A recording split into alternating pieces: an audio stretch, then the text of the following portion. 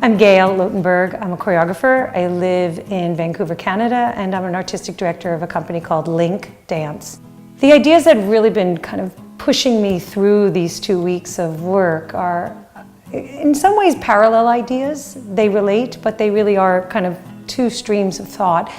One is how the body of the dancer can inform this artistic or creative response to climate chaos, that we're sort of facing. And I think about how the body can ground us in some real emotions, both the hopelessness emotion and the hopeful emotion. But I have a second parallel stream of thought that I've been interested in. And again, it's about grounding this movement in the experience of the body, what a dance artist can bring to this conversation.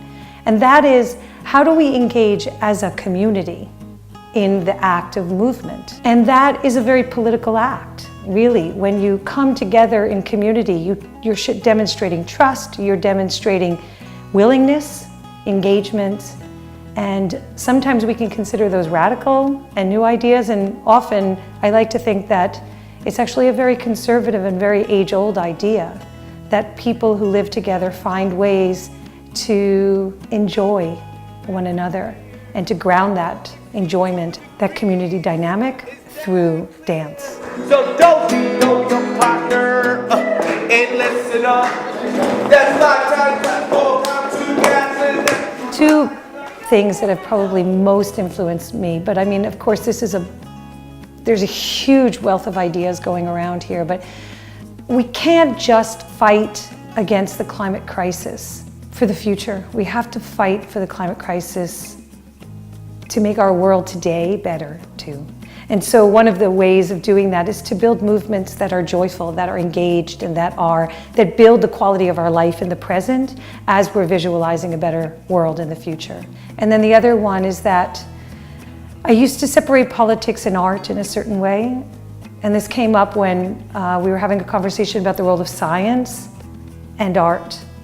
And I said to somebody, wait, you're having a conversation about science and politics, and that's a very different conversation than the conversation about science and art. And the person looked at me and said, no, I think the conversation is the same, because art and politics need to sort of be constructed as the same thing. And when that person said that, I was like, it wrapped everything around into this way that the square dance and the rap, jump roping that I'm making up for kids, and this flash mob kind of dance for people at a protest, all of those are wrapping together to be art and politics are the same, and that's what's moving us forward.